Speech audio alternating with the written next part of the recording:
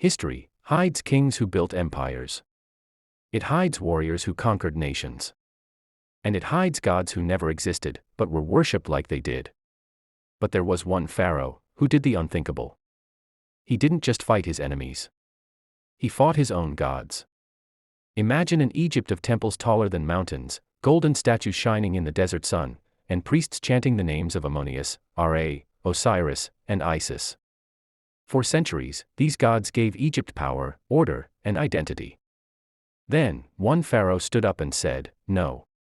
They are lies." He closed the temples. He erased their names from walls. He smashed their statues. And he forced an entire civilization to bow to only one god, the burning sun itself, Aten. His name was Akhenaten. Some call him the world's first monotheist, a visionary far ahead of his time. Others call him a dangerous fanatic who nearly destroyed Egypt. But one thing is certain. His revolution ended in tragedy. Because no matter how powerful a pharaoh was, no man could erase 2,000 years of faith without paying the price. And Akhenaten paid it. After his death, his city was abandoned. His statues were broken.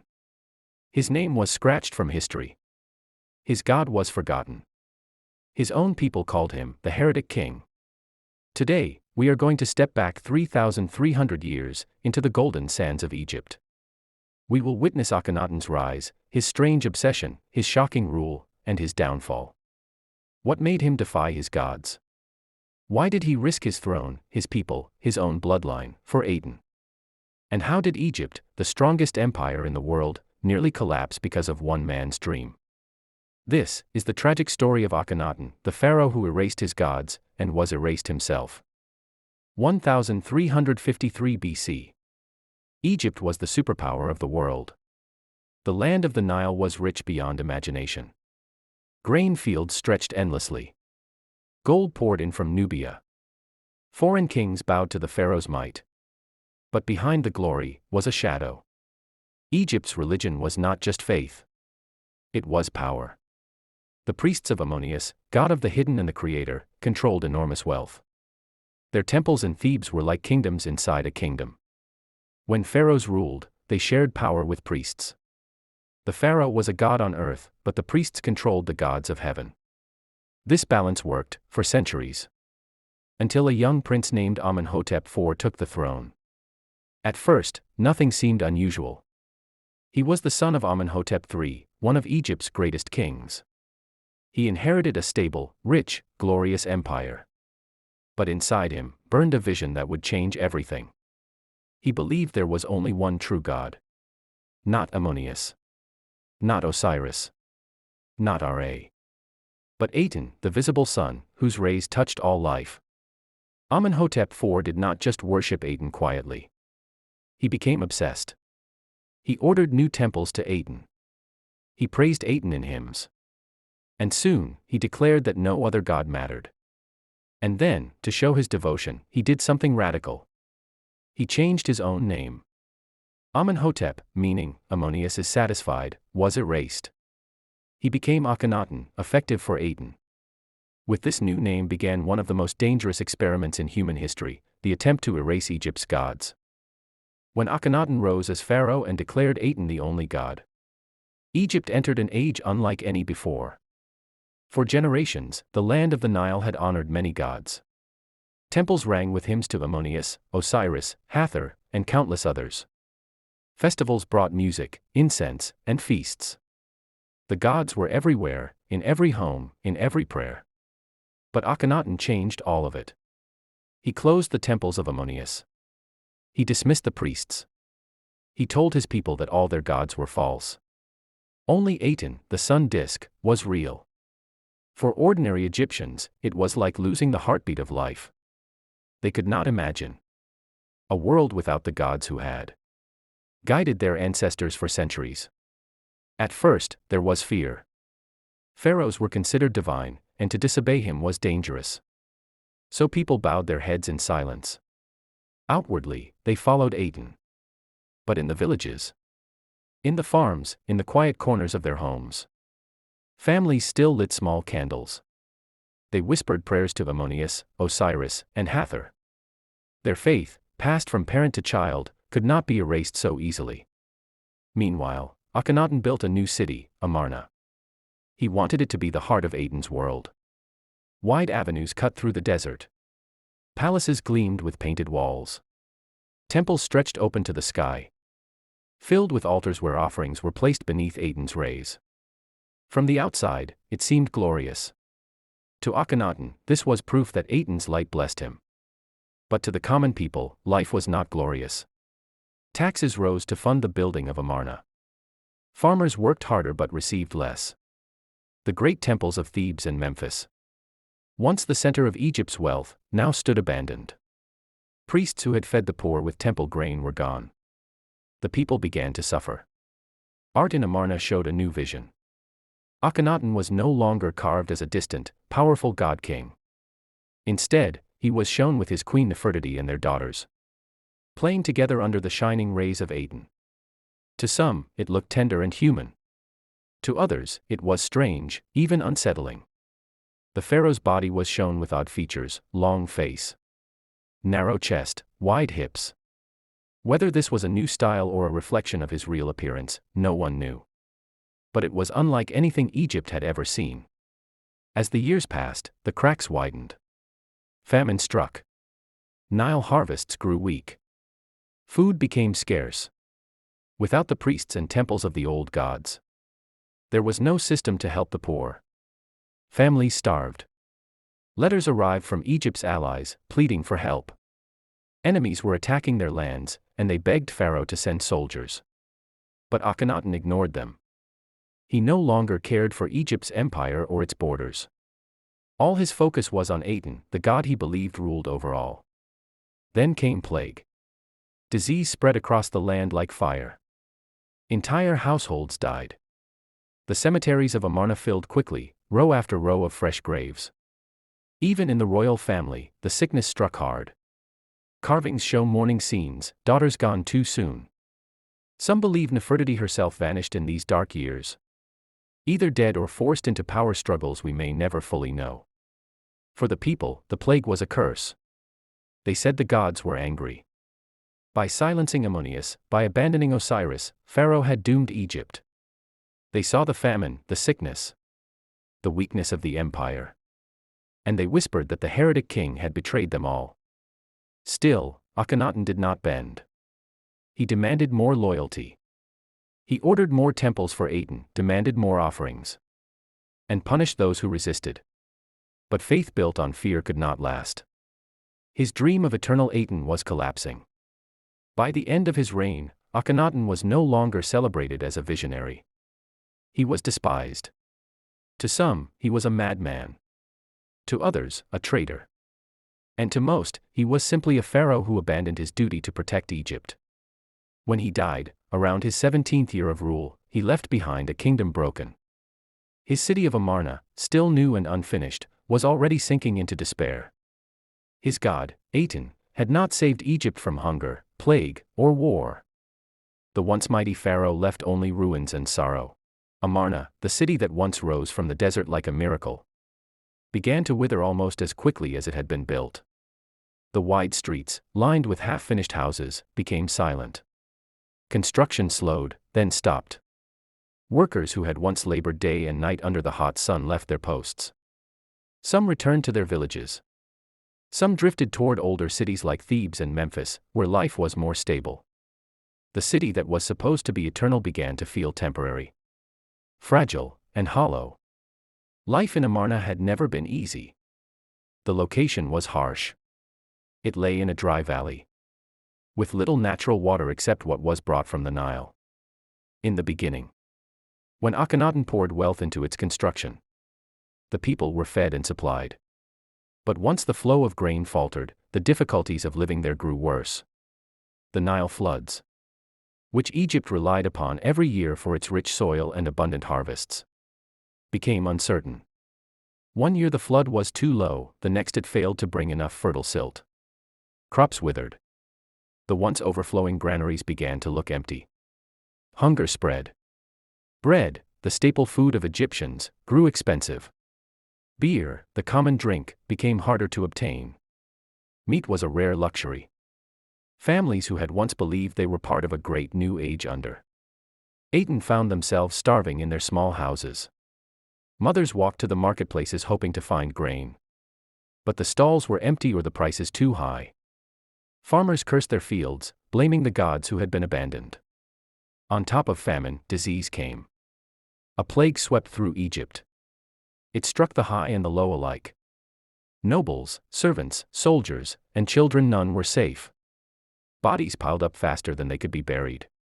In Amarna, the smell of death spread through the narrow streets. Temples to Aten offered prayers. But the people whispered, why had the sun god, who was supposed to give life, sent only suffering? Inside the royal palace, tragedy struck as well. Nefertiti, the beautiful and powerful queen who had been at Akhenaten's side through the revolution, suddenly vanished from the records. Her name, once proudly carved into stone, disappeared from inscriptions. Her statues were removed, her images chiseled away. No one knows for certain what happened to her. Some believe she died from the plague that ravaged Egypt. Others whisper that she fell out of favor, perhaps challenging Akhenaten's increasingly isolated rule. A few even suggest she changed her name and ruled for a short time on her own. But the truth is lost. What remains clear is that Akhenaten was left without the partner who had once stood as the face of Aten's faith beside him. The pharaoh, once so bold, grew more withdrawn without Nefertiti. He appeared more often alone. His court, already tense, became colder. Officials were divided, some still clung to Aten's vision, while others secretly longed for the old gods. The priests of Ammonius, stripped of their power years earlier, watched silently from the shadows. They no longer fought openly, instead, they waited. They whispered among themselves, gathered allies in secret, and watched Egypt grow weaker by the day. Their patience was a weapon. They knew that sooner or later, Akhenaten's radical rule would collapse under its own weight. Beyond Egypt's borders, the empire was breaking apart. Letters poured into Amarna from foreign rulers, vassal kings in Canaan, Syria, and other regions under Egyptian influence. These letters, written in cuneiform on clay tablets, begged for help. Enemies were attacking. Cities were falling, and Egypt's allies were desperate. Send us soldiers, they pleaded, send us gold. Do not abandon us. These letters, which we now call the Amarna letters, tell the story of an empire being lost piece by piece. But Akhenaten sent little or no help. His attention remained fixed on Aten, on his temples, on his vision. Armies stayed at home, diplomacy was neglected. Egypt's allies realized they could no longer rely on their pharaoh. One by one, Egypt's territories slipped away. Inside Egypt, unrest simmered. Ordinary people, who had worshipped the old gods for centuries, could not let go of their traditions. In villages and towns, they began to rebuild small shrines in secret. Some families placed tiny statues of Ammonius or Osiris inside their homes, hiding them from the officials of Aten. At markets, whispers grew louder. People blamed the disasters, the famine, the plague, the empire's weakness, on the abandonment of the old gods. The gods are angry, they said. They have turned their faces from Egypt because we no longer honor them. Small protests erupted in some places. Crowds gathered outside local offices, demanding a return to tradition. Soldiers dispersed them, but the discontent could not be erased. Amarna itself began to fall apart. The wide ceremonial avenues that had once hosted processions of the pharaoh and his god Aten grew empty. Buildings, once filled with workers and scribes, now stood unfinished or abandoned. The grand tombs that had been carved for nobles lay incomplete. Even the royal tombs showed signs of being left halfway done. The city, meant to be the eternal capital, felt like a shell, too quickly made and too quickly breaking. For Akhenaten, the burden grew heavier. His enemies grew bolder, but he did not change his path. He continued to devote himself to Aten, performing rituals, writing hymns, and carving his god's name into stone. But fewer and fewer people shared his faith. His courtiers followed because they had no choice, but the devotion was hollow. The heart of Egypt was slipping away from him. By this time, Akhenaten was no longer the young visionary who had once defied all tradition. Years of stress, disease, and isolation had worn him down. His body grew weaker. Some accounts suggest he became ill, perhaps struck by the same plague that devastated his people. Others say he simply wasted away under the weight of his failing reign. Whatever the truth, he no longer held the strength to fight for his dream. Around 1336 to 1334 BC, Akhenaten died. The exact cause is unknown, plague, illness, or exhaustion, but his death marked the end of his revolution. He was buried in the royal tomb at Amarna, but even in death, his legacy was fragile. Almost immediately, the people around him began to undo everything he had built. The city of Amarna, once the symbol of Aten's glory, was abandoned within a few years. The cult of Aten, once forced upon the entire kingdom, faded quickly. The old gods returned to their temples. And so, the pharaoh who had tried to erase Egypt's gods was himself erased. His vision died with him, leaving only ruins, broken statues, and scattered records of a dream that had consumed a nation. When Akhenaten died, Egypt stood in silence. His dream of one god, Aten, had collapsed into famine, disease, and unrest. The once glorious city of Amarna, shining with white walls and broad streets, suddenly felt like a ghost town. Priests who had once sung hymns to the sun disk no longer raised their voices.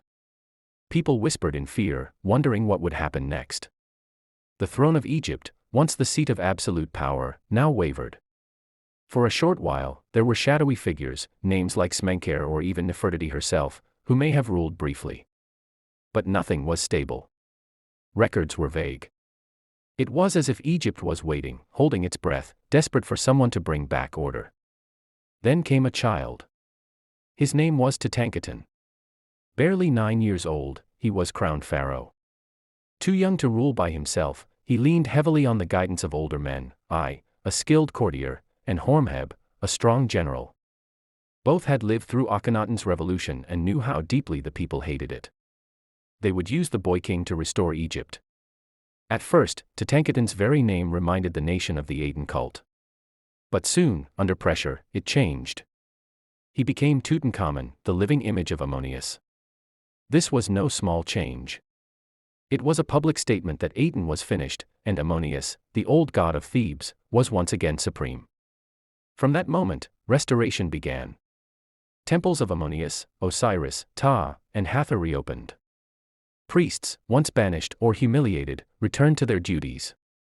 Festivals came alive again. People filled the streets with songs, incense, and offerings. The joy of tradition returned after years of fear and silence. Meanwhile, Amarna was abandoned. Families left. Palaces crumbled in the desert heat. The temples of Aten stood empty, their altars bare. Soon, even the stones of the city were torn down and carried away to be used in new buildings. Akhenaten, once the horizon of Aten, disappeared almost overnight. But erasing Akhenaten was not just about leaving his city. It was about destroying his memory. His statues were smashed. His name was scratched out. On official king lists, he no longer existed. He was branded a heretic, a mistake, an enemy of the gods. Tutankhamun's reign became known for the restoration. It declared that Egypt had been lost under Akhenaten, and now the gods were finally honored again. People believed the worst had ended. Yet behind the smiling child king, it was Horemheb pulling the strings, ensuring Akhenaten's dream would never rise again. Tutankhamun had been placed on the throne as a child, but his short reign became one of the most symbolic in Egyptian history. The boy king was paraded as the living image of Ammonius, proof that Egypt had returned to the gods of its ancestors. But behind the golden mask of royalty, his power was fragile. He was surrounded by powerful elders, the old courtier who knew how to control the palace, and Horemheb, the general who commanded the army. Tutankhamun's life was not easy. Ancient records and modern science suggest that his health was weak. He walked with a cane, suffered from deformities, and was plagued by disease. Yet, despite his fragile body, he carried the weight of Egypt on his shoulders. During his reign, efforts were made to repair what Akhenaten had broken. Temples were rebuilt, priests restored, and festivals revived. The people could once again celebrate the great gods, Ammonius in Thebes, Osiris in Abydos, and Ptah in Memphis.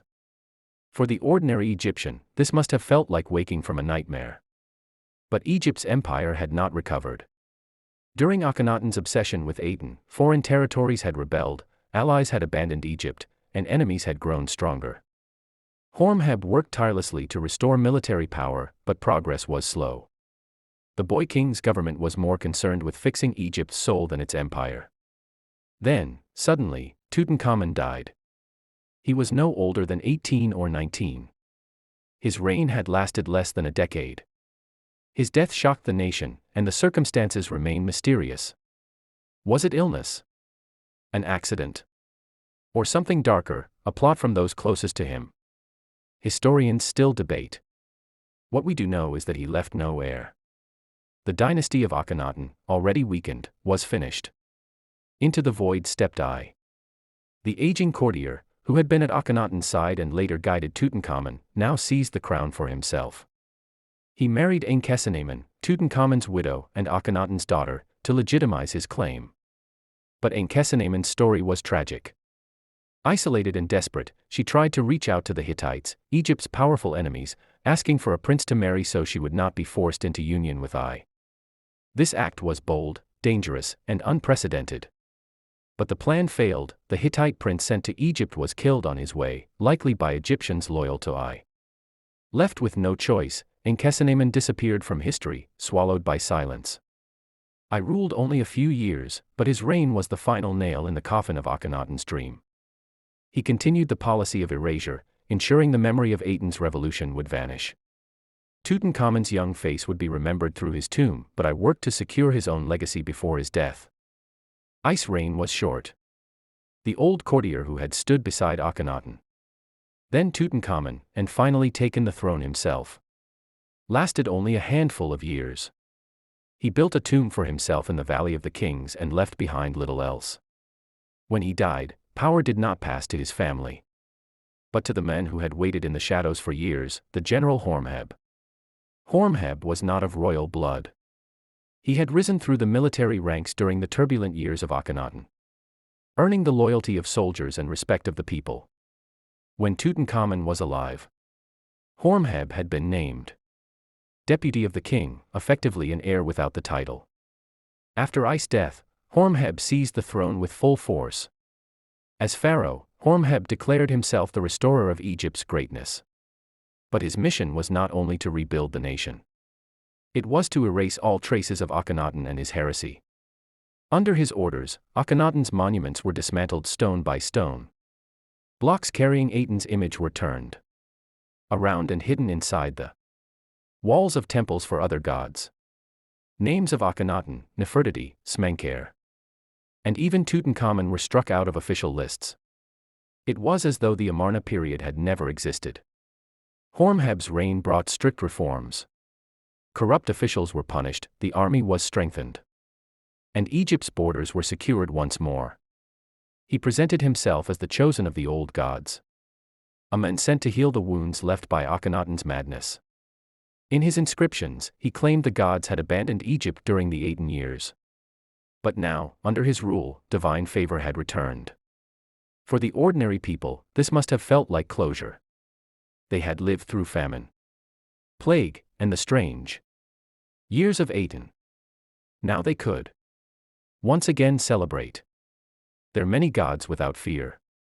Temples boomed with offerings. Priests chanted in packed halls. Statues of Osiris and Ammonius paraded through the streets in festivals. Egypt felt alive again.